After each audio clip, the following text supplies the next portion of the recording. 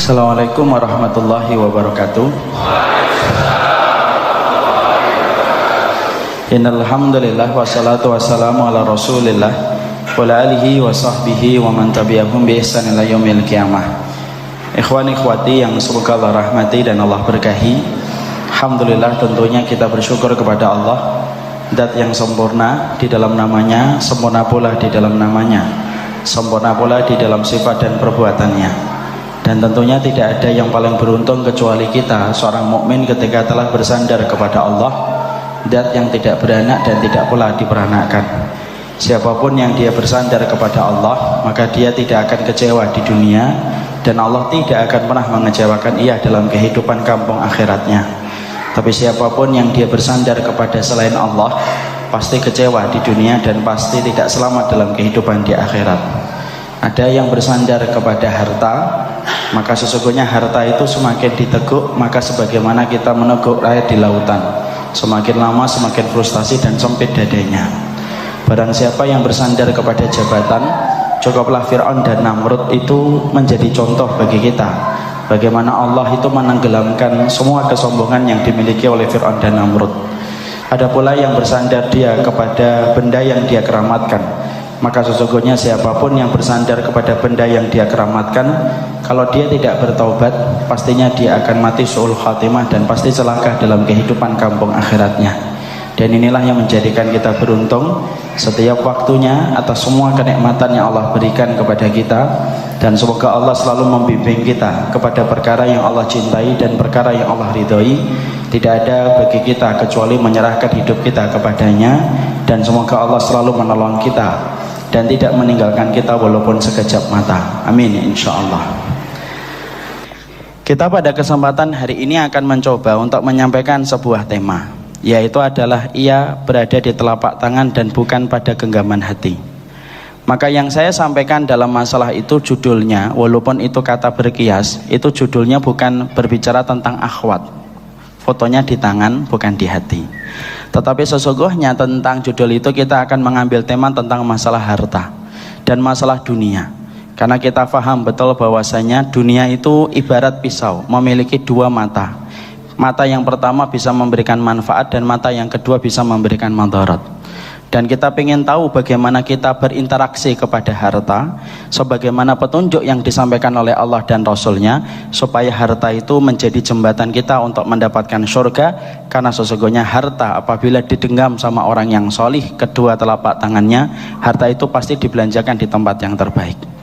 Makanya kita akan menyampaikan tentang masalah harta, bagaimana sikap zuhud kita, dan semoga kita senantiasa mampu setelah nanti mendapatkan ilmu, kita punya petunjuk di dalam kita berinteraksi pada harta yang kita miliki, supaya betul-betul harta itu akan berjumpa kita pada tempat yang terbaik, yaitu di surga yang kita harapkan dalam setiap doa dan setiap pinta kita kepada Allah.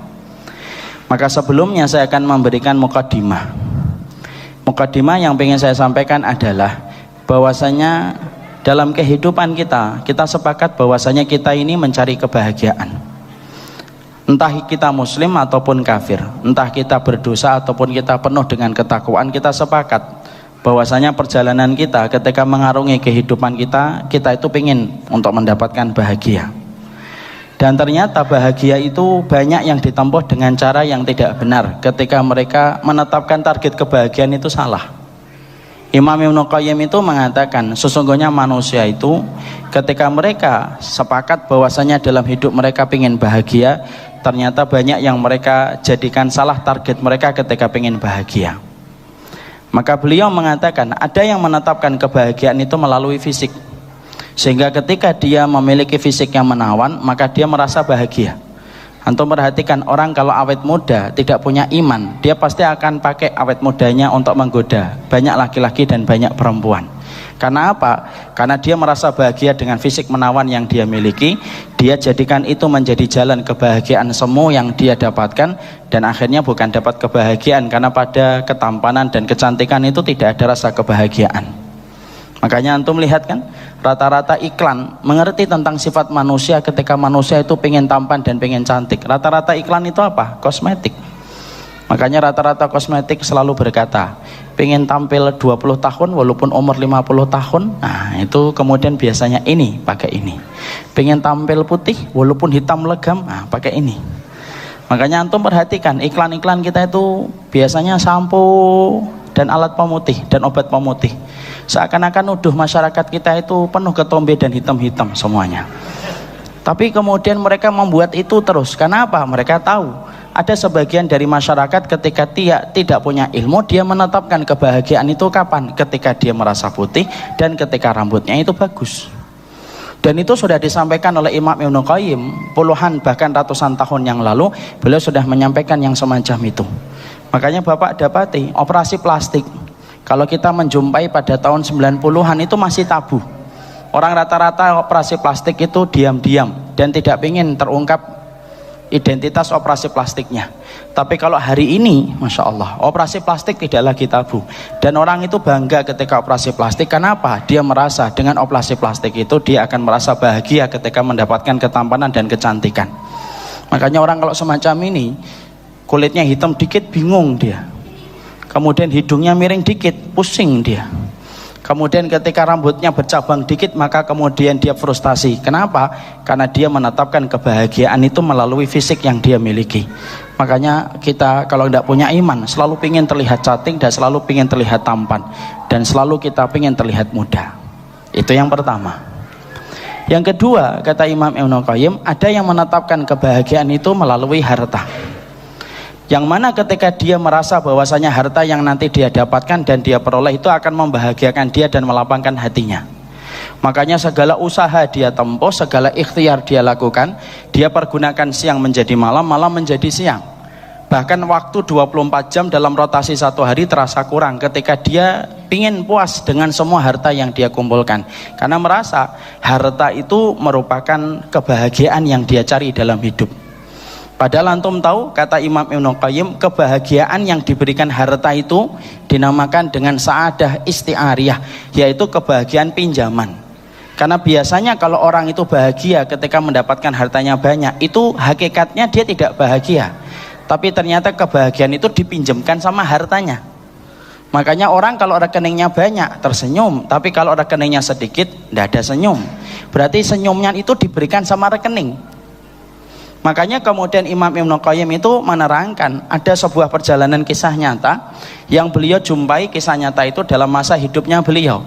Ada satu perjalanan kapal mewah yang berjalan mengarungi lautan.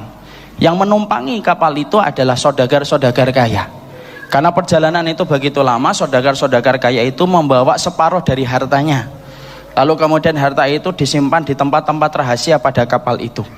Ketika kapal itu berjalan, semuanya senang, semuanya tertawa, terbahak-bahak, pesta dengan apa yang mereka inginkan di atas kapal. Karena kapalnya kapal mewah. Tapi ternyata dalam perjalanan itu tiba-tiba kapal itu dihantam dengan gelombang dan akhirnya karam. Dan ketika karam, maka kemudian sebagian dari mereka diselamatkan ketika mereka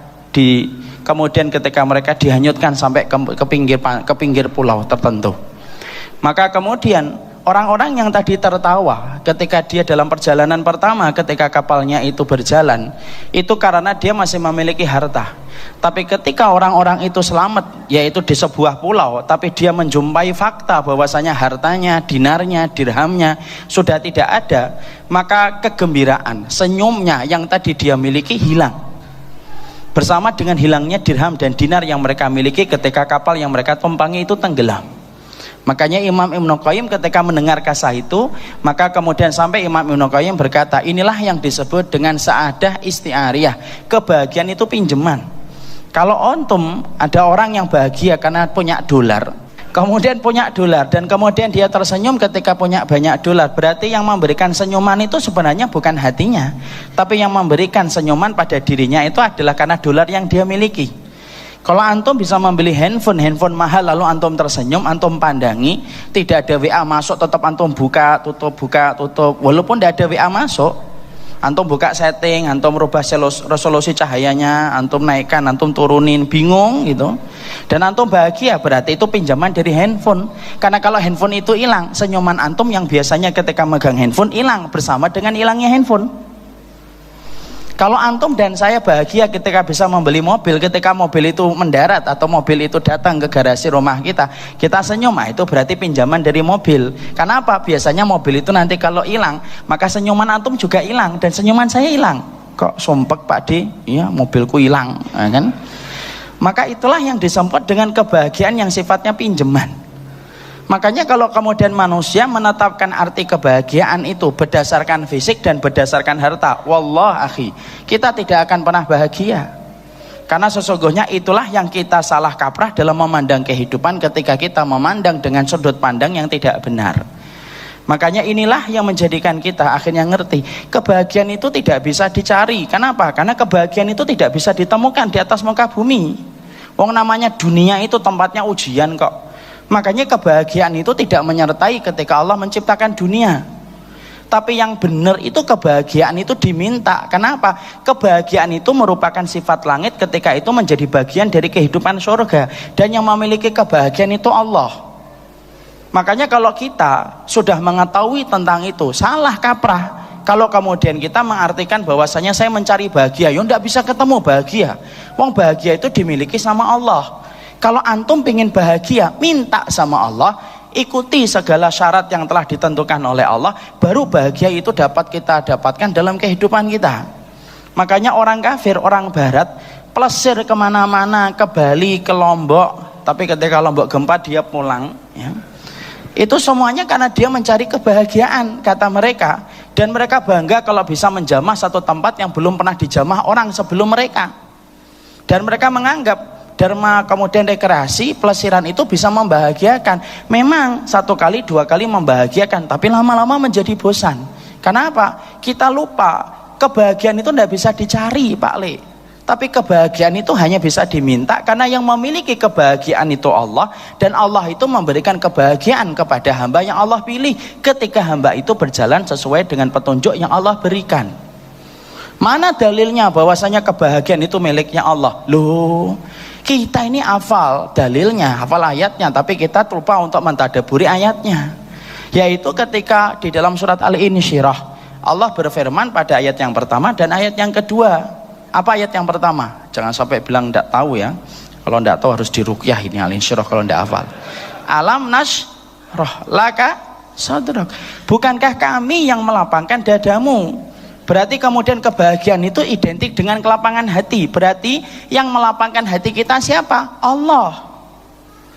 Makanya ketika ada orang ketika membaca ayat yang pertama, alam nashrah laka sadrak wa wada'na anka wizrak, dan mengangkat beban di dalam dadamu, maka di situ kita paham berarti kebahagiaan itu yang menggenggamnya Allah, dan Allah turunkan kebahagiaan itu kepada hamba yang Allah pilih. Makanya sekali lagi mulai hari ini kita koreksi, berarti yang benar bukan untuk mencari kebahagiaan, tetapi yang benar adalah menurunkan kebahagiaan. Ya setelah kita tahu bahwasanya kebahagiaan itu bukan pada harta dan bukan kepada fisik menawan yang kita miliki, akhirnya kita juga harus ngerti. Nah, harta itu bagaimanapun tetap kita butuhkan, betul. Bukan berarti ketika tadi kita mengatakan bahagia itu bukan sumbernya pada harta, bukan berarti lalu bahagia itu kemudian tidak membutuhkan harta. Tidak. Harta itu tetap kita butuhkan. Tapi bagaimana kemudian ketika kita paham harta itu kita butuhkan untuk menjalani kehidupan, yang kita butuhkan adalah bagaimana interaksi yang benar terhadap harta. Karena yang salah bukan hartanya, tapi yang salah interaksi kita ketika tidak benar ketika berinteraksi pada harta. Itu yang menjadikan kehidupan kita ruwet ketika kita tidak memperhatikan masalah bagaimana berinteraksi terhadap harta. Makanya kajian kita hari ini kita akan membicarakan harta dan bagaimana reaksi dan bagaimana interaksi seorang mukmin ketika sudah bicara kepada harta, supaya betul-betul dia paham, supaya kemudian harta itu bisa menjadi jembatan dia untuk menurunkan kebahagiaan dari Allah, dan bukan menjadi sesuatu yang salah kaprah ketika dianggap bahagia itu identik dengan harta, dan itu kita pisah. Makanya kita akan bagi pembahasan kita dalam poin per poin yang nanti semoga bisa memudahkan kita untuk mengerti dan mengimaninya, serta betul-betul merubah mindset kita terhadap harta. Karena kalau kita tidak memiliki mindset yang benar terhadap harta, semua kerusakan dalam kehidupan dimulai ketika kita terlalu mencintai harta dalam kehidupan kita. Perkataan siapa? Perkataan Ali. Mana perkataannya? Hubbud dunya ra'su kullu khati'tin. Makanya Ali bin Abi Thalib radhiyallahu anhu sampai di dalam asarnya, hubbud dunya, cinta kepada dunia, ra'su kullu khati'atin, itu pangkal dari semua masalah dan kesalahan dalam kehidupan manusia itu dimulai ketika dia mencintai harta. Nah, itulah yang menjadikan kita harus paham dan harus mengerti bagaimana berinteraksi kepada harta dan kepada dunia. Sekarang kita pahami poin yang pertama. Poin yang pertama, kalau sudah bicara harta, supaya kemudian harta itu tidak sampai masuk pada hati kita dan tidak merusak dan memporak-porandakan jalan kehidupan kita, kita paham yang pertama, harta itu akhi sudah ditentukan oleh Allah takarannya 50.000 tahun sebelum Allah menciptakan langit dan bumi. Dan sesungguhnya hartanya saya dan hartanya antum sudah ditakar oleh Allah, dan Allah tidak pernah salah di dalam takarannya. Ada yang dilapangkan, ada yang disempitkan, dan Allah tidak pernah salah dalam takaran ketika memberikan harta kepada manusia. Ini harus kita pahami. Karena kadang-kadang kita mendapati, kok harta saya sedikit, protes sama Allah. Loh, kalau kita protes sama Allah, kita sudah menyalahkan Allah. Lah kalau Allah sudah salah menurut kita, loh yang benar siapa kalau Allah sudah kita salahkan? Yang benar Pak Demu? Tidak mungkin kan? Yang benar siapa? Bude? Tidak mungkin. Makanya Allah ketika menetapkan harta, maka Allah tetapkan harta itu 50.000 tahun sebelum Allah menciptakan langit dan bumi. Dan semua persoalan tentang harta itu sudah ditakar dengan benar, karena semuanya ditakar oleh Allah dengan sifat ilmunya Allah dan sifat rahmatnya Allah. Dan Allah itu tidak mampu diganggu gugat. Wong juri aja tidak mampu diganggu gugat, kok apalagi Allah. Makanya Allah berfirman, la yus'alu amma yaf'alu wa hum yus'alun. Allah itu tidak pernah ditanya tentang apa yang Allah lakukan, tetapi kitalah yang akan ditanya oleh Allah. Dan harta ada yang dilapangkan, ada yang disedikitkan. Yang dilapangkan itu ujian, yang disedikitkan pun itu ujian. Makanya maaf ya, salah kalau ada orang itu berkata semakin banyaknya harta itu semakin barokah. Oh enggak, salah itu. Ini harus dikoreksi. Masyarakat Jawa kan gitu. Ustadz kan Jawa, termasuk saya gitu loh. Masyarakat Jawa itu selalu mengatakan bahwasanya keberkahan hidup kita itu tergantung pada harta. Salah. Kalau kita menganggap bahwasanya semakin banyak harta itu semakin barokah, yo, masya Allah. Berarti orang kafir lebih barokah daripada kita. Wong harta kita tidak sebanyak orang kafir kok. Orang kafir itu Pak, pemain Hollywood dan Bollywood itu banyak yang pakai jet pribadi kemana-mana. Kita, pakai pesawat ekonomi, ya kan? Pesannya 3 bulan sebelumnya. Yang dapat murah itu loh, sudah gitu cari yang promo, yang tidak bisa di refund itu loh. Yang ketawa-ketawa ini saya curiga, ini termasuk pelakunya. Bapak itu malah pertama paling keras itu. Maka kemudian di situ akhirnya kita jumpai lah, kalau kita mengidentifikasi barokah itu pada harta yang banyak, kemudian kita mengatakan barokah hidupnya, dan kalau sedikitnya harta itu tidak barokah, ya fatal Pak. Maka itu yang menjadikan akhirnya kita itu ngebut, menjadikan malam jadi siang, siang jadi malam ketika kita mencari harta, tidak peduli halal dan haram. Ketika kita ingin mengatakan loh barokah kalau hartanya saya banyak.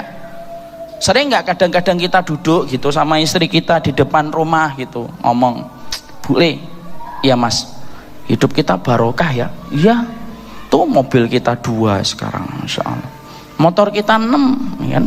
Itu orang atau Gojek gitu kan.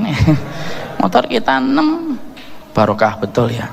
Kalau kita kemudian mengatakan itu salah, karena barokah itu tidak ditentukan kepada harta, tapi barokah itu dikatakan kullu ma tuzidukum fi ta'ah, apapun yang menambah taat itulah yang dinamakan barokah. Dan ingat, kalau Allah itu melapangkan itu ujian, dan sebagaimana Allah menyempitkan itu ujian. Dan ingat pula, kadang-kadang kita harus paham, Allah itu kalau benci sama orang kadang-kadang justru nambahkan harta, walaupun tidak semuanya. Jadi Allah itu kalau kadang-kadang benci sama orang karena orang itu banyak maksiat, justru Allah tambahkan kepadanya harta. Jadi tidak semuanya orang yang punya banyak harta itu pasti solih. Belum tentu. Ada orang yang banyak hartanya justru karena dibenci oleh Allah. Masa Ustaz? Iya. Mana dalilnya kalau kemudian orang yang kemudian banyak harta tapi banyak maksiatnya itu merupakan indikator dan tanda dia dibenci oleh Allah? Ayo dibuka surat Al-An'am 44. Dibuka Qur'annya Bapak-bapak. Ngaji itu harus bawa Qur'an. Kalau nggak bawa Quran ada dua kemungkinan. Satu, hafal Quran. Dua, ambil handphone daripada Quran. Kalau lihat bapak-bapak ini kelihatannya yang pertama. Tapi saya berat betul kalau berprasangka itu. Surat Al-An'am. Sudah Bapak? Ayat 44. Coba Bapak baca dulu. Maka ketika mereka melupakan peringatan yang telah diberikan kepada mereka, kami pun membukakan semua pintu kesenangan untuk mereka, sehingga ketika mereka bergembira dengan apa yang telah diberikan kepada mereka, kami siksa mereka secara tiba-tiba. Maka ketika itu mereka terdiam putus asa. Tuh ayatnya 44 Pak. Saya bacakan ya ayatnya. Falamma nasu ma dzukiru bihim fatahna alaihim abwaaba kulli syai'in hatta idza farihu bima utu akhadnahum baktatan fa idahum mublisun. Kalau kami dapati manusia itu sudah lupa, artinya bermaksiat terus, lupa terhadap peringatan yang Allah berikan, apakah Allah mengirim adab? Oh, belum tentu Pak. Belum tentu orang yang berdosa itu dikirim adab. Nah, ini dalilnya ini ayat ini. Tapi Allah mengatakan kalau kami dapati manusia itu sudah lupa terhadap peringatan yang kami berikan, fatahna, kami buka pintu-pintu kesenangan duniawi untuk mereka, sampai mereka itu gembira betul ketika hartanya itu begitu banyak setelah mereka dibukakan oleh Allah. Farihu, gembira. Ketika mereka gembira itu mereka tenggelam dalam kemaksiatan terus yang mereka lakukan ketika mendapatkan harta, dimatikan oleh Allah. Mati terhenyak kembali kepada Allah untuk mempertanggungjawabkan semua yang dia telah lakukan. Ini Pak di sini. Jadi maaf ngapunten. Tidak semua orang yang ketika kemudian mereka itu banyak harta itu tanda kesolihan. Ada orang yang mereka diberikan harta oleh Allah, ada yang justru ketika diberikan harta itu karena Allah benci. Ini jawaban dari pertanyaan kita. Kalau kita sering bertanya, Ustadz gitu, ada orang pulang dari dukun malah laku dagangannya. Saya nggak pernah ke dukun tapi kemudian malah nggak laku-laku. Nah, ini bukan karena yang datang ke dukun itu kemudian diridhai oleh Allah, enggak. Tapi justru di situ kemudian Allah pengen memberikan pelajaran kepada kita. Loh, ada orang yang bermaksiat itu justru dijadikan lancar hartanya. Ada orang yang diberikan harta karena Allah ridho kepada orang itu akhirnya membangun jembatan ke surga dengan hartanya. Tapi tidak sedikit ada orang yang mereka itu diberikan harta justru karena maksiatnya. Jadi kalau bapak-bapak nanya, teman saya itu maksiatnya banyak, tahajud tidak pernah, ngaji juga tidak pernah, sholat Jumat itu selalu 2 kali, Jumatan 1 kali tidak, dan dihitung dicek gitu, kemarin sudah Jumatan, nah sekarang enggak. Tapi ternyata rezekinya lancar, itu bukan karena Allah ridho. Tapi jangan salah paham loh, oh kalau gitu pengen kaya harus maksiat aja, nggak gitu.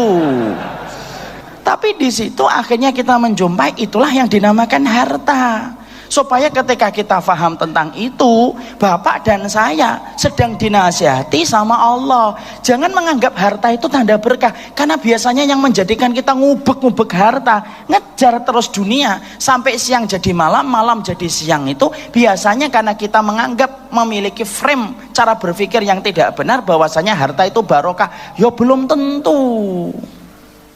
Kalau memang harta itu barokah Pak, berarti sahabat Nabi itu tidak barokah. Wah, mereka jarang ada yang kaya kok. Yang kaya bisa dihitung dengan jari.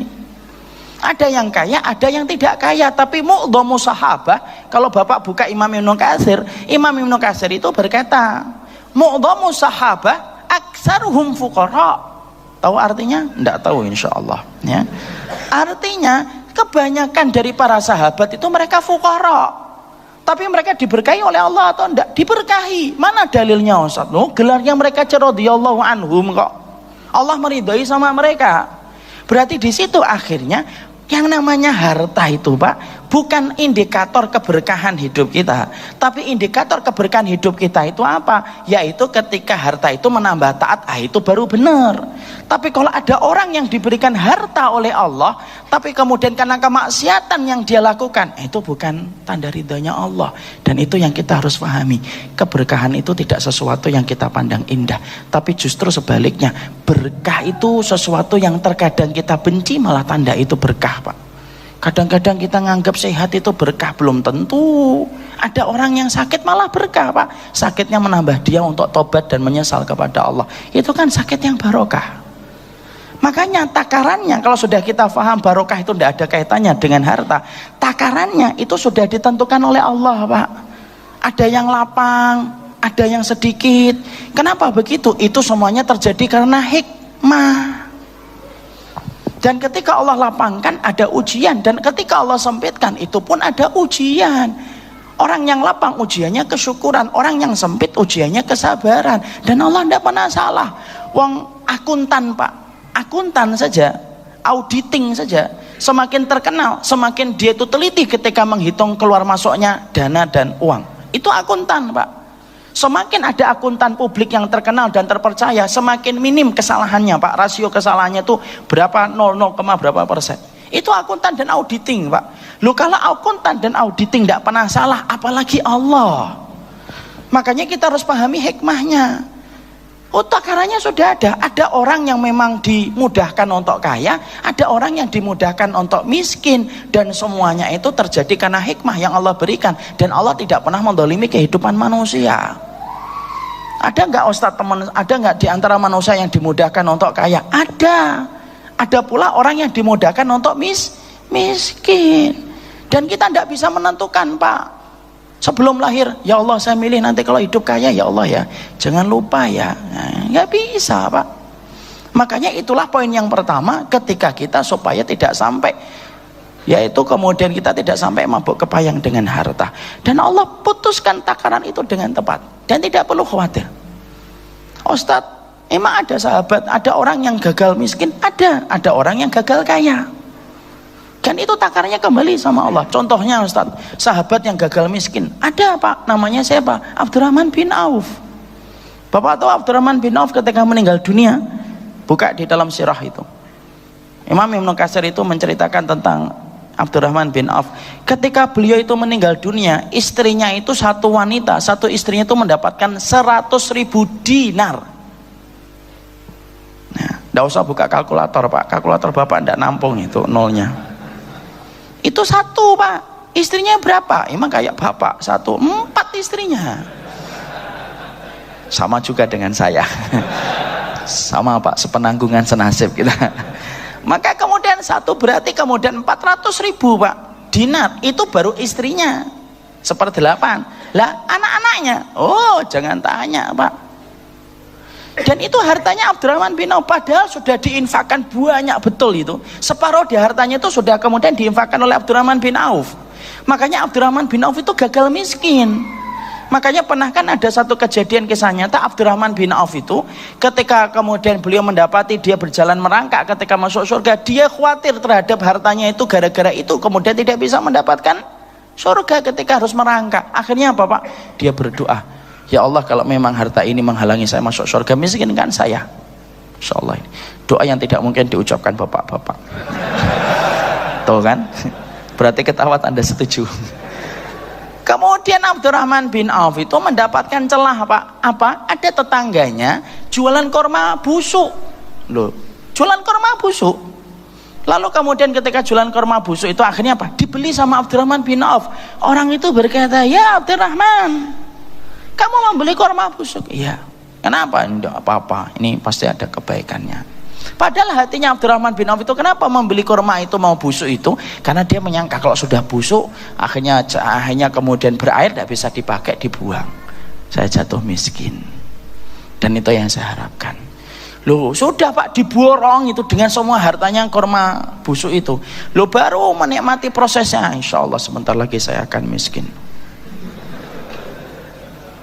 Ini betul, Pak, baca sirahnya. Tiba-tiba, Pak, kemudian tiba-tiba datang itu utusan dari negeri Yaman. Ada rajanya sakit, Pak. Dan di Yaman itu ada sebuah obat, racikannya itu memerlukan kurma busuk. Minta izin diumumkan di kota Madinah, Pak.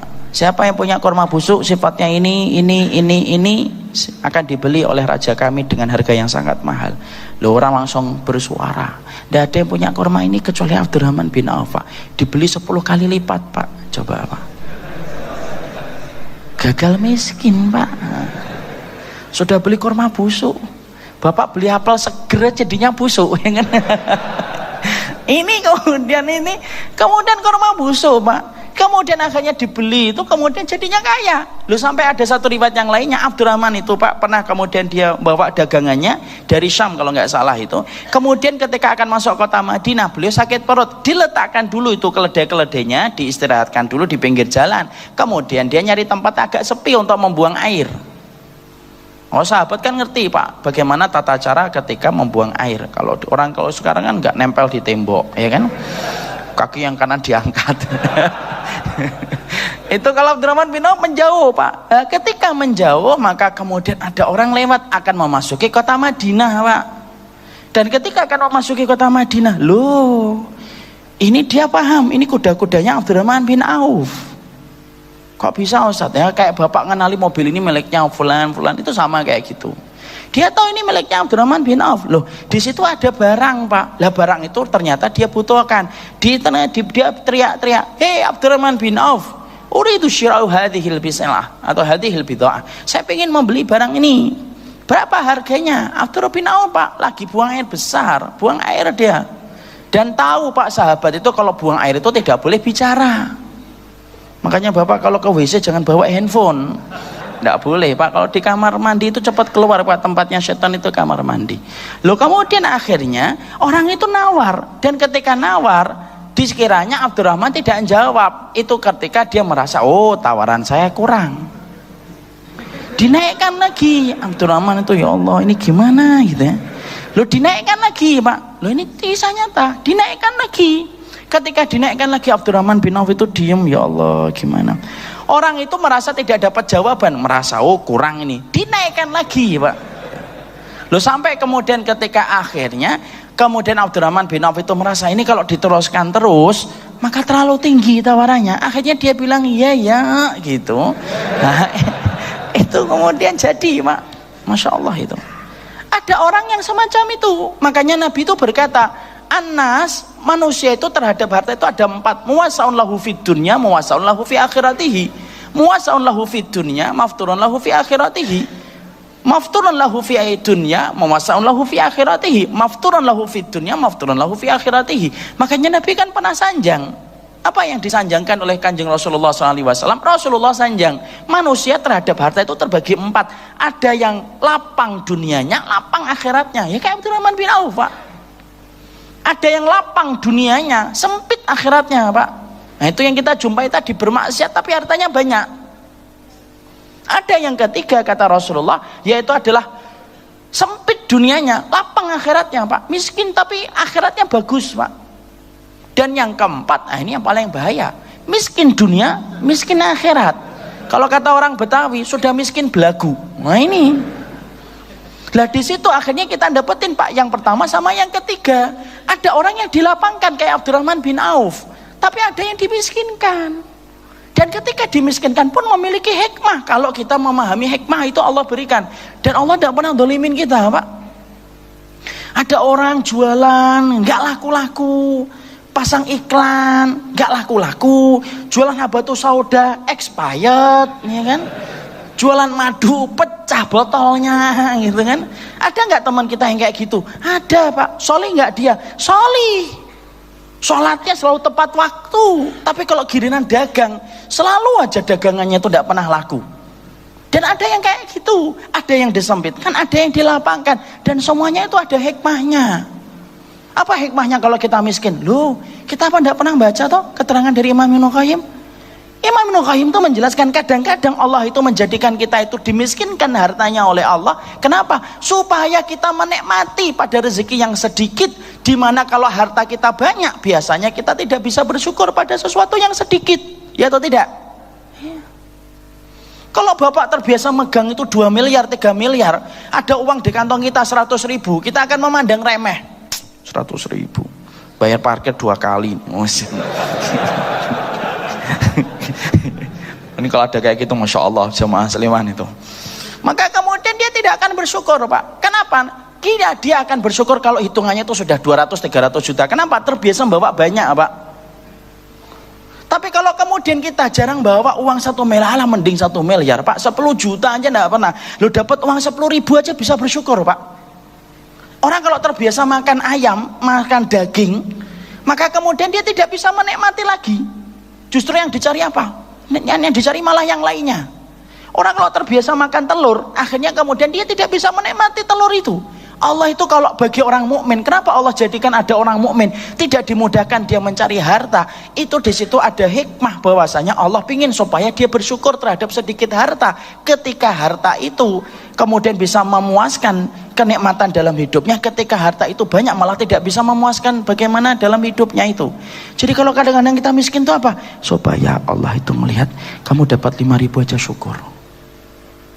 Dan itu ada yang dimiskinkan semacam itu, Pak. Kita apa tidak rindu, Pak, saat-saat mungkin tidak punya apa-apa gitu. Lihat bapak orang tua kita makan pohong pisang, nikmat, Pak. Kalau coba sekarang, Pak, makan daging sampai bosan, belenger gitu. Ayam itu kita ini sebenarnya sebagian dari kita sudah bosan gitu. Sampai ayam itu dibuat namanya itu macam-macam gitu. Ayam kremes, ayam keletak. Karena orang itu sudah mulai bosan dengan ayam, Pak. Karena kemudian Allah itu pingin supaya ketika ada yang dimiskinkan oleh Allah, di situ Allah itu pingin supaya dia itu bersyukur terhadap sedikitnya harta. Kenapa? Salah satu definisi ketakwaan itu bersyukur terhadap sedikitnya harta. Makanya di situ kita paham, Allah lapangkan, Allah sedikitkan, dan itu semuanya punya hikmah. Saya punya kisah, Pak, nyata. Ya, ini saya dapatkan sekitar 4 tahun yang lalu atau 3 tahun yang lalu. Saya pernah, Pak, ngelewatin Jogja saat itu ketika wisata, kemudian rekreasi sama istri saya. Dari ngajar di Solo, kemudian pengen jalan-jalan ke Jogja. Masya Allah ya, saat itu, Pak, saya mendapati berhenti di lampu merah. Salah satu jalan, saya lupa jalannya itu. Tapi di Jogja saya masih ingat itu. Ada pengamen, Pak, tapi nggak membawa alat musik. Pakai jilbab, ibu-ibu. Dia jilbab, kemudian ibu-ibu, kemudian dia dekat, kemudian dia menepukkan tangannya sambil bernyanyi qasidahan, Pak. Saya ngelihat ibu tua ini harusnya sudah istirahat di rumah, Pak. Maka saya, masya Allah ya, saya ngasih, Pak. Saya tentunya maaf ya, mungkin beda dengan ustadz yang lainnya. Kalau saya ada pengamen, sebagian dari pengamen tetap saya kasih, Pak. Walaupun saya memandang musik itu tidak boleh. Kenapa saya tetap kasih? Ada 3 pertimbangan. 1, karena banyak orang ngamen kadang-kadang dia tidak paham hukumnya. Tidak sebagaimana kita, Pak, yang sudah belajar. Yang kedua, kadang-kadang orang ngamen itu pilihan terakhir dari semua pilihan dan tawaran terburuk yang pernah dia dapatkan. Pernah diajak begal, pernah diajak nyopet, pernah diajak kemudian dia melacur, tapi ditinggal semua. Pilihan yang terakhir itu bisa jadi cuma ngamen. Yang ketiga, kita ngasih, Pak, supaya berkah untuk dia dan menjadi sebab hidayah bagi dia di masa mendatang. Ya, itu untuk pribadi saya. Makanya nanti jangan kaget kalau pengamen saya kasih. Itu pertimbangan saya di situ. Saya lihat ibu itu kemudian ngamen, kemudian ya saya ambilkan. Maaf ya, saya cerita nominalnya, Pak, bukan cerita untuk memperlihatkan kuantitas harta yang saya bagi, enggak. Ini untuk ngambil faedah. Saya kasih 10.000, Pak. 10.000 4 tahun lalu. Dolar masih berapa, Ustadz? Dolar masih 7.000-an. 45 tahun lalu. Maka ketika saya kasih itu 10.000, Pak, itu dijemput sama ibu tersebut, diambil, dia ngomong, Pak, kebanyakan. Oh enggak, Bu, itu pas, Bu. Enggak, Ibu aja. Pak, ini kebanyakan, Pak. Enggak, Ibu, boten cekap insyaallah. Pak, niki kula mboten gadah susu. Loh, demi Allah lah, saya mboten gadah susu. Enggak apa-apa, Ibu, ambil aja. Ya Allah, Pak, niki mboten napa-napa. Mboten, Ibu. Saya tuh masya Allah ya, hanya dikasih 10.000 sampai berulang-ulang dan menegaskan benar atau enggak. Saat itu saya pengen turun, Pak, tapi saya lampu merah ganti lampu hijau, Pak. Harus jalan, Pak. Jalan saya. Kemudian di spion itu sempat saya lihat ibu itu Pak jalan melipir, dicium uang 10.000 itu. Jangan tanya ya hukumnya nyium uang ya, bukan itu. Bukan itu pertanyaannya. Nanti ada yang nanya gimana hukumnya cium uang, enggak itu. Ibu itu kemudian nyium, kemudian harta 10.000 itu saya lihat itu. Saya itu terenyuh Pak. Wallahi saya terenyuh. Saya naik mobil Pak. Itu terenyuh ketika ngasih 10.000 itu. Saya itu akhirnya ingat, ya Allah, kapan kita bisa bersyukur atas 10.000 yang Allah kasih. Kalau kita hartanya sudah banyak itu, lo 10.000 itu enggak ngerasa itu rezeki. Akhirnya 10.000 itu kalau jatuh malas ngambil. Itu kan gitu kan, kalau sudah kebanyakan uang itu gitu. Dia 10.000 akhi, antum bisa bayangkan dicium itu kemudian uang tersebut pulang. Dan saya bayangkan nanti ketika dia pulang, mungkin dia akan ngomong, saya dapat 10.000. Kemudian mata anaknya berbinar, alhamdulillah ya Bu, ayo kita beli beras. Kemudian makan itu, kemudian nikmat 10.000 Pak.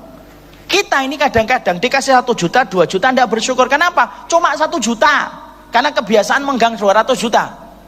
Dan akhirnya apa? Rezeki itu kemudian hanya terfikirkan kita kalau rezeki itu nominalnya di atas 200 juta. Baru itu rezeki, baru sujud syukur. Kalau kemudian baru dapat 100.000 tidak pernah sujud syukur. Kenapa? Kebiasaan bawa harta banyak. Akhirnya apa? Sensitivitas dia untuk memegang harta itu, sensitivitas dia untuk kemudian menilai kenikmatan itu menjadi mahal. Nah itu yang kita khawatirkan. Makanya kemudian yang pertama ini harus paham, Allah itu jadikan antum miskin, saya miskin misalnya, kemudian Allah jadikan itu tidak pernah berniat Allah mendolimi kita. Makanya betul kata Imam Ibnu Qayyim, kenapa Allah jadikan ada yang lapang, Allah uji dia dengan banyaknya harta. Kenapa Allah jadikan sebagian dari teman-teman kita jadi miskin? Karena Allah itu memiliki hikmah supaya dia bersyukur terhadap sedikitnya harta. Anak kita Pak, kebiasaan makan daging Pak. Mungkin makan daging tidak dimakan, setengah dari daging itu dibuang, tidak pernah merasa mubadzir. Coba Bapak ini, kasih Bapak itu anaknya makan daging tiap hari Pak. Buang daging tidak terasa Pak. Coba kalau kemudian kita tarik itu dagingnya ke Suriah Pak. Loh bukan hanya daging Pak, oh sudah sampai campur dengan tanah aja. Masih dipilih Pak, dicuci Pak potongan daging itu, dimakan lagi sama mereka. Karena apa? Saking susahnya mereka mendapatkan daging. Loh mana yang lebih bahagia? Orang yang punya banyak harta tapi susah bersyukur dan susah sensitif terhadap nikmat yang Allah berikan, atau yang lebih bahagia Pak, yang sedikit harta tapi dapat 10.000 dia bisa bersyukur, dicium uang itu, pulang ke rumah dalam kondisi kemudian menangis, sujud syukur kepada Allah, anaknya nangis ketika ibunya dapat 10.000. Kapan kita bisa merasakan 10.000 itu nikmat yang datang dari Allah Pak? Jujur kita ini, supaya kemudian apa? Tidak ada lagi prasangka sama Allah. Lu Allah kok diprasangka yang buruk? Lah kalau Allah sudah kita prasangka yang buruk, lah terus yang benar siapa? Jadi Allah itu jadikan lapang ada hikmahnya, Allah jadikan miskin itu pun ada hikmahnya.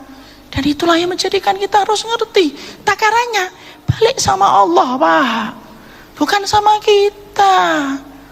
Tidak usah ngurusin sesuatu yang telah diurusin sama Allah. Anak bapak kaya, itu Allah yang mengkayakan anak bapak miskin. Bapak tidak usah risau sampai mengatakan nak hidupmu belum barokah nak, hanya gara-gara anak kita belum memiliki harta. Ya tidak gitu Pak. Jangan mengambil tugas yang telah ditetapkan oleh Allah, karena itu yang sesuatu yang telah ditetapkan oleh Allah dalam kehidupan. Ustaz ngegas banget. Enggak, santai, balik lagi Pak, santai. Ngegas itu supaya kita paham Pak, karena banyak orang yang suka suudon sama Allah. Anak paling tidak suka kalau kita suudon sama Allah Pak. Lah kalau kita sudah suudon terus yang benar sopo? Ya husnudon itu sama Allah. Kalau tidak bisa husnudon sama manusia masih mendingan lah. Oh tidak, sama Allah tidak bisa husnudon. Makanya di situ yang menjadikan kita memahami, itulah harta. Takarannya sudah ditetapkan oleh Allah 50.000 tahun Pak. Dan kita tidak akan pernah dimatikan oleh Allah sampai takaran terakhir yang Allah berikan itu kepada kita, kita diperoleh. Ketika sudah kita peroleh baru dimatikan oleh Allah. Jadi tidak perlu khawatir.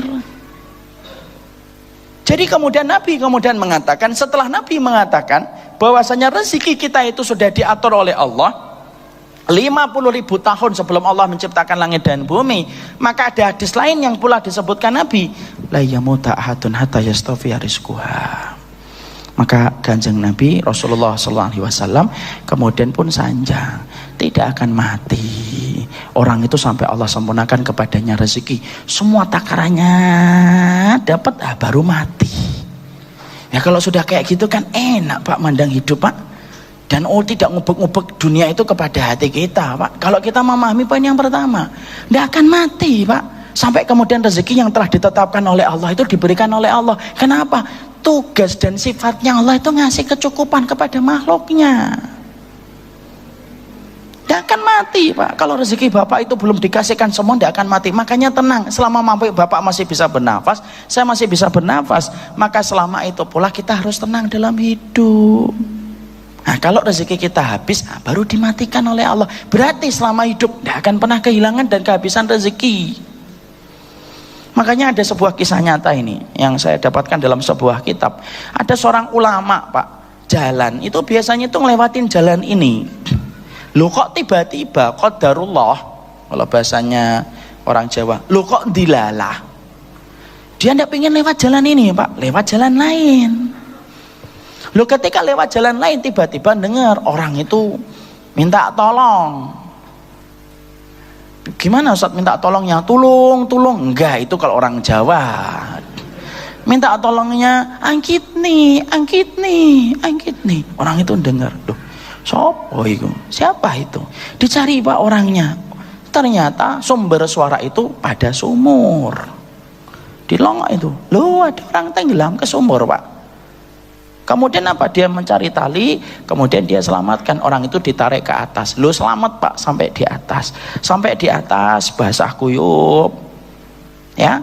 Kemudian setelah agak tenang, dia ditanya, "Kok tadi bisa jatuh ke sumur itu gimana?"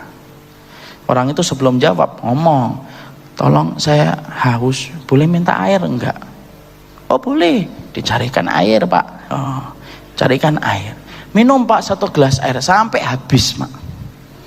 Terus kemudian dia ngomong, "Tadi itu saya bisa kepleset masuk ke sumur tuh gimana ya?" Ternyata yang ditanya juga lupa. Dia mikir, terus dia berdiri Pak dari tempat duduknya itu, habis menghabiskan 1 gelas air. Loh kok dekati bibir sumur lagi, karena dia pengen mengulang-ulang tadi memorinya kok bisa kejebur sumur itu gimana. Loh ketika dekati bibir sumur kepleset lagi. Loh ini kisah nyata Pak, wallah ini ada dalam kitab. Masya Ustaz, makanya belajar bahasa Arab ya. Makanya kalau belajar bahasa Arab itu istiqomah. Awal-awal aja 40, lama-lama tinggal 2 ya kan? Yang satu ngantuk, yang satu ke kamar mandi. Ustadznya bengong. Kemudian akhirnya dia dekat ke bibir sumur, kepleset lagi. Lo masuk sumur Pak. Kemudian ketika masuk sumur mati langsung. Wah kaget ulama itu, terus diselamatkan, kemudian mencoba diangkat ke atas sampai di atas Pak. Lo sampai di atas dikuburkan itu. Ulama itu nyatet di kitabnya Pak. Kenapa Allah kirimkan saya ngelewatin jalan itu? Ternyata ada tujuannya. Ternyata saya menjadi wasilah perantara untuk menyempurnakan rezeki orang tadi yang belum Allah kasih ketika di dalam sumur. Apa itu? Segelas air. Airnya bukan air yang di sumur. Air sumur itu ada airnya atau enggak Pak? Ada airnya. Yang namanya sumur. Kalau ada kotorannya namanya sapi teng. Ada airnya Pak. Tapi takarannya Allah itu sampai detail. Air yang terakhir dia bukan air di sumur itu, air di tempat lain. Loh ditarik dulu Pak ke atas, minum segelas air. Setelah kemudian segelas air itu dapat, dicek lah sudah habis. Ayo bangun. Dikitin bibir sumur, Kepleset Pak. Mati Pak. Akhirnya di situ kemudian ulama itu mengatakan Allah itu sudah menentukan takaran rezekinya sampai sedemikian detailnya, itu sampai kita tidak akan dimatikan oleh Allah sampai rezeki yang paling terakhir itu kita peroleh Pak. Lu sampai takaran gelas airnya pun sudah diatur sama Allah dan tidak akan dimatikan. Anak, antum, kulo, jenengan tidak akan dimatikan oleh Allah sampai takaran yang terakhir Pak. Walaupun segelas air dikasih dulu sama Allah, nih minum dulu nih segelas air. Setelah segelas air itu dia dapatkan baru mati Pak. Makanya saya agak ragu minum air ini. Ada teh enggak ya? Ini air putih ini sama dengan kisah tadi. Itu contoh Pak, kayak gitu Pak. Itu artinya lo sudah sedemikian itu. Kalau kita memahami kok masih ngubek-ngubek dunia, Loh, kita jadikan siang jadi malam, malam jadi siang. Kita namper orang, dolimin orang, kita serobot jalannya rezekinya orang. Sampai segitunya kok masih dia melakukan perbuatan kemungkaran ketika menyia harta. Itu kebangetan jadi orang ketika tidak paham poin yang pertama, sudah ada takarannya dari Allah. Tidak perlu kita ragu, Pak. Dan kita tidak perlu mengatakan banyak harta itu barokah dan sedikit harta tidak barokah. Tidak gitu juga, sudah kita sampaikan. Akhirnya membuat kita tenang, Pak. Makanya ketika saya menceritakan tentang masalah kisah tadi di Bandung, itu ada seorang bapak-bapak itu cerita sama dengan saya, Ustadz. Gimana, Pak? Iya, bapak saya itu Masya Allah, beliau itu di rumah sakit masih ke UGD, qadarullah tidak meninggal. Baik, Pak. Kemudian akhirnya pindah ke kamar biasa, kemudian pulang. Kan banyak kan orang itu meninggal kadang-kadang ketika kondisinya membaik kan gitu. Di UGD tidak meninggal, pulang meninggal, iya atau tidak? Makanya lampu kalau kemudian mau mati terang atau tidak terang, Pak? Terang. Makanya kalau ada yang ngomong hari ini, wah hari ini kondisinya saya sehat, hati-hati itu, Pak, ya. Beliau pulang itu, jalan itu, pulang itu, dalam perjalanan pulang bapaknya ngomong, ini cerita dari beliau, benar dan tidaknya kembali sama beliau.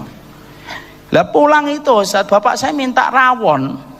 Saya bilang, Pak, habis dari rumah sakit, Pak, jangan rawon, Pak. Oh, saya pengen rawon, di rumah sakit tidak pernah makan rawon. Jangan rawon, Pak. Oh, pokoknya aku minta rawon. Mas tenang, belikan aja rawon itu. Ya sudah, akhirnya dicari, Pak, rawon, Pak. Belum sampai rumah, Pak. Akhirnya nyari rawon dulu. Dihidangkan rawon, kemudian dicicipi sama bapaknya. 3 sendok, Pak. Minum 1 teguk, 2 teguk, 3 sendok rawon itu dimakan, diletakkan, Pak. Setelah itu kemudian akhirnya pulang, disuruh habisin anaknya habisin rawon. Sampai di rumah dilihatin rumah itu, karena beberapa hari ditinggalkan sama beliau ketika sakit kan. Namanya orang tua, Pak. Orang tua itu kan nganggep anak, nganggep rumah itu kan kayak anak bagi orang tua dulu.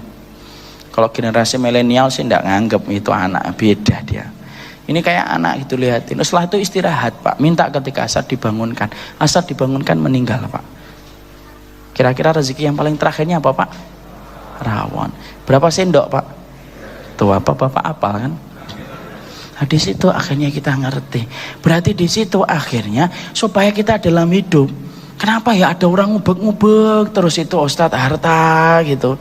Dan kemudian akhirnya ketika harta itu diubek-ubek, itu akhirnya masuknya itu ke hati, Pak. Kenapa, Pak? Harta itu kayak air, Pak. Kata Allah kan gitu, harta itu kayak air. Wadrub lahum masalul hayati dunya kama in anzalnahu minas sama. Loh, kami jadikan dunia itu perumpamaannya itu kayak air. Apa itu artinya, Ustaz? Ya kayak air, Pak. Bapak kalau terlalu akhirnya asik bermain air, basah atau tidak basah? Basah. Orang kalau ngubek-ngubek harta terus itu masuk, Pak, harta itu kepada hati. Dan kita lupa terhadap poin yang pertama sudah ditakar oleh Allah dan kita berusaha berikhtiar semampunya. Setelah itu kembalikan kepada Allah. Makanya jangan ngurusin sesuatu yang sudah dikerjakan sama Allah. Makanya sering saya sampaikan kan, Allah itu menjamin dunia kita, yang belum dijamin oleh Allah itu akhirat kita. Kalau dunia kita sudah dijamin, tidak perlu khawatir. Yang belum dijamin oleh Allah dalam kehidupan kita itu akhirat kita, Pak. Karena akhirat kita berpulang dalam ibadah kita dan ketaatan kita. Dan itu yang menjadikan akhirnya kita tidak akan pusing dalam kehidupan. Kalau kita meletakkan harta itu di tangan, salah satunya kita harus paham, harta itu di tangan ketika kita paham semuanya sudah sesuai dengan takaran Allah. Allah tidak pernah salah dalam takaran ketika membagi harta. Dan Bapak tidak perlu iri kalau ada temannya dan sahabatnya lebih kaya daripada Bapak. Karena itu bukan tanda barokah. Dan ketika Bapak hartanya sedikit, Bapak tidak perlu sedih, karena itu bukan tanda tidak adanya barokah. Makanya itulah yang menjadikan akhirnya kita faham, berarti sudah dijamin oleh Allah dan tidak perlu kita khawatir terhadap pembagian harta itu. Hanya berikhtiar, Pak. Makanya maaf ya, Pak, kalau kemudian dalam kehidupan ini kita mendapati anak kita ada yang pintar, ada yang nggak pintar, itu sudah ditentukan oleh Allah, Pak. Kita tinggal mengawasi, membimbing. Yang paling penting kalau didik anak itu, anak kita itu ngerti akhirat, Pak. Kalau dia beruntung dalam urusan dunia, ya alhamdulillah. Kalau ternyata tidak terlalu beruntung dalam urusan dunia, itu pun alhamdulillah. Karena kita apa? Husnudon. Oh, jangan-jangan anak saya tidak banyak beruntung dalam urusan dunia, karena mungkin kalau anak saya banyak hartanya itu malah rusak hidupnya. Dan akhirnya jadi enak, Pak. Dan itu menjadikan kita lapang. Oh, kita ini hamba dari Allah yang maha kaya kok. Ninggalin yang haram itu harusnya gampang kalau sudah ditakar oleh Allah. Makanya ada satu tulisan itu dulu itu yang saya senang, itu ada tulisan orang di pedagang di Timur Tengah, ada itu di Afrika, udah salah maaf. Di Afrika itu dia punya gerobak, Pak. Gerobaknya itu pakai apa? Kemudian pakai kayu, Pak. Saking enggak punya ban. Loh, di tulisan gerobaknya itu apa? Kaifa akhafu minal faqr wa ana Abdul Ghani. Gimana saya takut miskin kalau saya itu hamba dari Zat yang maha kaya. Masya Allah. Padahal gerobaknya jelek. Rodanya kayu, buahnya hanya beberapa gelintir. Loh, tulisannya itu menggetarkan hati dan viral ke seluruh dunia, Pak, tulisan itu. Saya dapetin itu ketika saya lagi umrah di Madinah itu. Tulisan itu dari teman saya ketika kuliah di Madinah. Kaifa akhafu minal faqr wa ana Abdul Ghani. Kenapa saya takut miskin kalau saya itu hamba dari Zat yang maha kaya? Akhirnya tenang kan, Pak? Tenang, Pak, kalau kehidupan kita semacam itu. Karena apa? Semuanya sudah ditanggung oleh Allah dalam urusan dunia. Jangan mengkhawatirkan sesuatu yang telah dijamin oleh Allah, tapi khawatirkanlah sesuatu yang belum dijamin oleh Allah, yaitu akhirat kita berpulang dengan amal ibadah kita. Anak kita pinter, alhamdulillah. Anak kita tidak pinter-pinter banget, Bapak tidak usah khawatir. Oh, nanti rezekinya dikit, belum tentu, Pak. Ada teman saya itu jebolan SMP hari ini, Masya Allah, saudagar kaya, Pak. Bukan berarti habis ini anak bapak disuruh jebol SMP ya.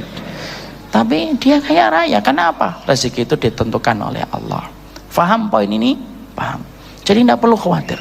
Makanya saya tutup, Pak, dengan sebuah kisah nyata ketika saya ke Solo. Saya ke Solo, ini kisah ini sudah sering saya sampaikan. Saya tuh pernah ke Solo 6 tahun 7 tahun lalu lah.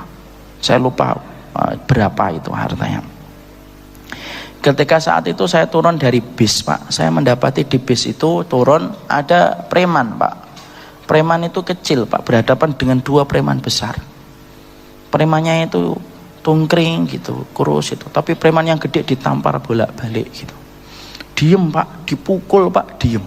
Saya tuh penasaran itu, Masya Allah ya, preman kecil gitu kok sampai nggak ada yang berani ngelawan. Saya aja masih berani itu kalau sama yang kecil itu. Saya pikir gitu, Pak. Kalau yang gede yang ditampar-tampar itu ya saya nggak berani. Saya jujur itu gede banget gitu, penuh tato, Pak. Lo yang kurus itu biasa malah. Panitia jemput saya, Pak, naik motor. Kemudian, ayo Ustaz, bentar sini akhi. Napa Ustaz? Antum lihat itu tuh, lihat tuh. Ada preman kecil itu namperin preman gede. Padahal preman kurus cungkring kayak gitu, cungkring. Kemudian panitianya itu ngomong, ayo Ustaz, sudah nggak usah dilihat Ustaz. Loh, saya pengen tahu. Dia Ustaz, nanti saya ceritakan ketika naik motor. Ya sudah, saya ngeliatin itu, Pak. Masya Allah, ini pemandangan yang sungguh sangat aneh, tapi nyata. Naik motor saya. Kemudian ternyata ikhwan panitia itu ngomong, Ustaz tahu nggak preman 2 dan preman yang kurus tadi? Preman kurus itu tadi itu Ustaz, itu anaknya preman senior di Tito Nadi. Ada preman senior di sini yang sudah betul-betul ditakuti. Nah, tadi yang kurus tadi anaknya. Preman yang gede 2 itu anak buahnya dari bapaknya, Ustaz.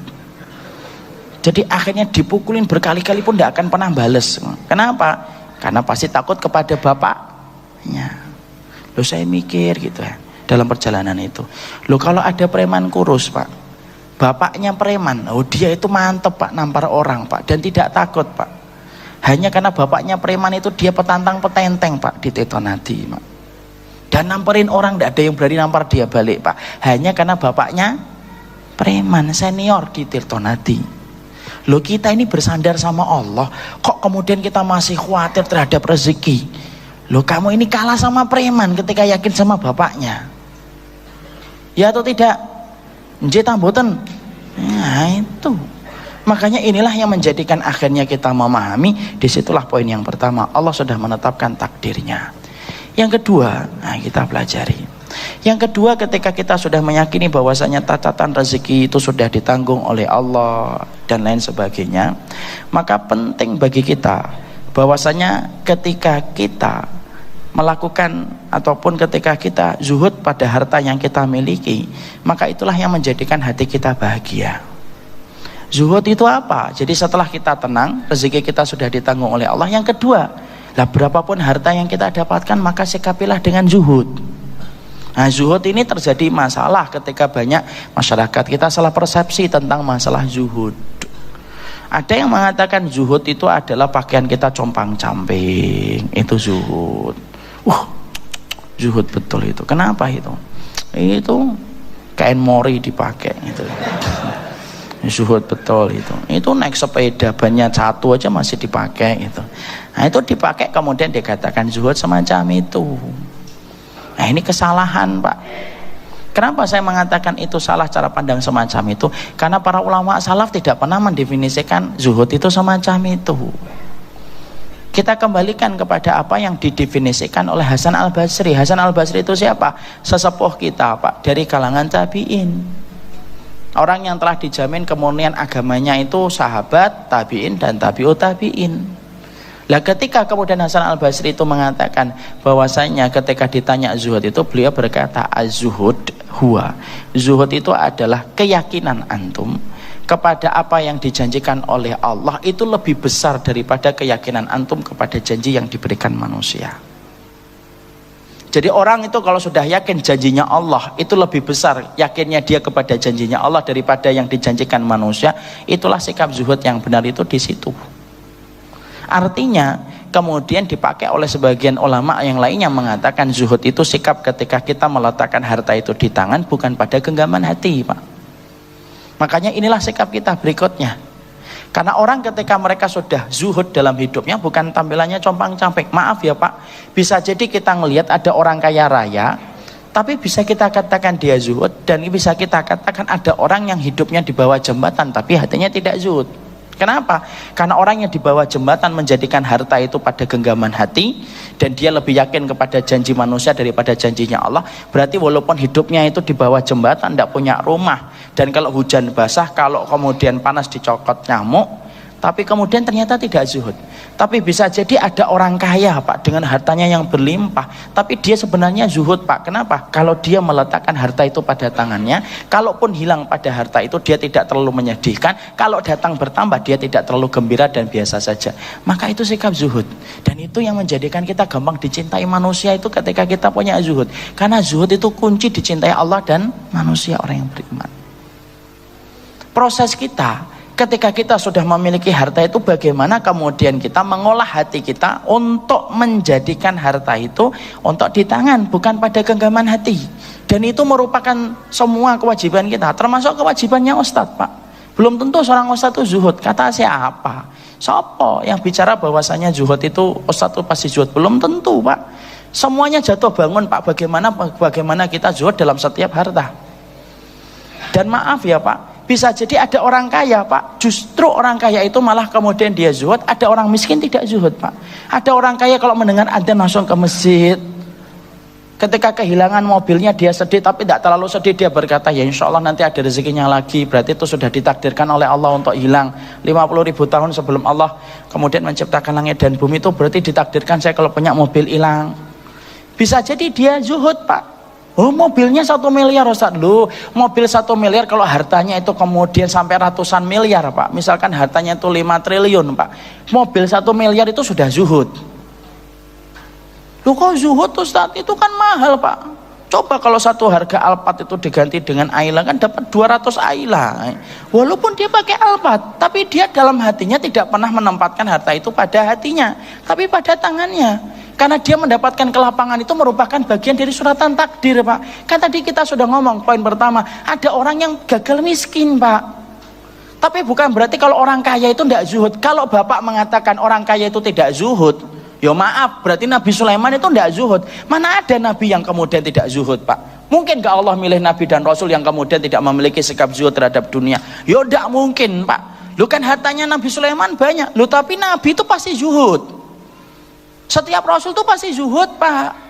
Walaupun hartanya begitu banyak, tapi Nabi Sulaiman itu tetap zuhud bersama dengan Nabi Dawud. Kenapa? Sikap zuhud tidak ditampilkan pada penampilan fisik, tetapi sikap zuhud itu ditampilkan pada penampilan hati ketika memaknai harta. Makanya di situ akhirnya bisa jadi, Pak, ada teman kita kemudian kerjaannya itu kemudian hanya mungut sampah tapi tidak zuhud. Maaf ngapunten saya harus bilang ini. Kadang-kadang kita jumpai enggak? Saya itu kadang-kadang kalau mau sholat subuh, Pak, Ada itu kemudian pemungut sampah itu ngambilin sampah Pak pas tepat subuh Pak. Itu kalau saya ngomong, ayo Pak, Mbok sekalian sholat rumiyin, sholat dulu Pak, gitu, subuh Pak. Hendak dia diem aja. Dan ketika saya pulang gitu ya, kadang-kadang dari masjid itu, karena kompleks saya kan agak luas itu, rumah itu, perumahan itu, maka ketika saya pulang itu ya masih saya ngeliatin dia masih memungut sampah di tempat-tempat yang saya lewatin itu. Padahal matahari sudah terbit Pak. Ada orang kerjaannya mengungut sampah, tapi bisa jadi hatinya tidak zuhud. Kenapa? Ketika bangun yang dipikirkan dunia, dapatnya hari itu berapa, kemudian diputer terus kakinya dan tangannya hanya untuk menuruti hari itu dapat berapa, sampai tidur pun yang dipikir itu dunia Pak. Walaupun dia tidurnya di bawah jembatan, itu tidak zuhud Pak. Kenapa? Dia tempatkan harta itu pada hatinya, walaupun cuma beberapa ratus ribu atau mungkin hanya puluhan ribu. Kenapa? Harta yang dia dapatkan itu menjadikan dia berpikir itu terus dan tidak pernah dia mengenal Allah. Tapi bisa jadi kita punya teman, kita punya tetangga kaya raya, hartanya begitu banyak, tapi orangnya zuhud. Ketika kemudian dia mendengar Lombok Palu, dia tolong, kemudian dia kirimkan uangnya tanpa dia merasa kemudian khawatir terhadap banyaknya harta yang dia berikan di sana. Setiap dia mendengar ada pintu-pintu tawaran kebaikan akhirat, maka dia langsung kirimkan itu. Maka bisa jadi ketika dia bangun, yang dia pikir itu dzikir pagi, sholat syuruk. Kemudian dia pergi ke masjid, sholat syuruk, tenang pulang, baru kemudian ngerjain apa yang harus dia kerjain. Ketika kemudian duhur, dia mikir harus sholat duhur. Ketika malam dia berpikir nanti sholat tahajud, dihidupkan alarmnya. Walaupun kayanya luar biasa, orang itu zuhud Pak. Kenapa? Hatinya diisi dengan urusan akhirat dan tidak diisi dengan urusan dunia. Jadi maaf, kita tidak boleh membawa pemikiran itu pemikiran yang salah tentang memahami konsep zuhud. Makanya inilah yang menjadikan kita dalam kehidupan itu tenang. Kenapa? Kalau kita sudah meletakkan harta itu pada tangan, proses itu panjang Pak.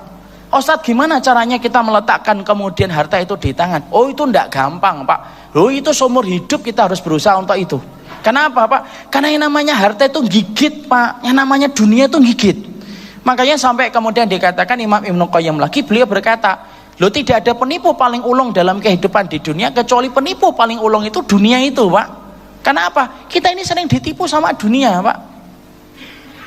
Makanya inilah yang menjadikan kita ngaji, kumpul sama orang solih, kemudian kita berusaha untuk kemudian kenapa dipaksa dan harus memaksakan diri untuk infak dan sedekah, supaya kita nanamkan pengertian kepada hati dan jiwa kita. Lu hartamu itu di tangan, bukan di hati. Makanya kalau hilang Pak, ada orang zuhud itu. Orang zuhud itu kalau menyikapi harta hilang itu beda dengan orang yang tidak zuhud Pak. Orang kalau tidak zuhud ketika hartanya hilang, minta ganti di dunia. Ya, Xiaomi saya hilang, ganti iPhone ya Allah. Nah, itu enggak zuhud. Tornado saya hilang ya Allah, ganti Alphard ya Allah. Nah, itu enggak zuhud dia. Tapi kalau orang zuhud itu ketika kemudian dia kehilangan harta, kata Imam Ibnu Rajab, maka dikatakan Imam Rajab itu berkata, orang kalau zuhud itu kehilangan harta, maka dia tidak terlalu peduli dengan gantinya di dunia, karena yang dia minta itu gantinya di akhirat, dan itulah yang disebut dengan ihtisab. Nah, itu susah Pak. Makanya jangan buru-buru suudzon sama orang kaya raya. Ketika hartanya banyak, kadang-kadang dia beli handphone 15 juta. Itu sudah zuhud Pak. Kenapa? Karena bisa jadi dia membeli handphone yang harganya 100 juta pun bisa Pak. Kenapa? Hartanya ratusan miliar kok. Kalau kita gitu ya, gajinya 2 juta beli handphone 20 juta, itu baru kebangetan. Karena yang 18 juta kita utang gitu loh.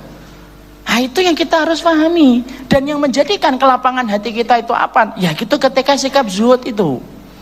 Makanya orang ketika dalam perjalanan itu, makanya Bapak pahami ya, Imam Al-Ghazali walaupun beliau penuh dengan walaupun beliau itu pernah jatuh dalam beberapa hal yang kurang benar ketika meriwayatkan hadis yang dhaif gitu.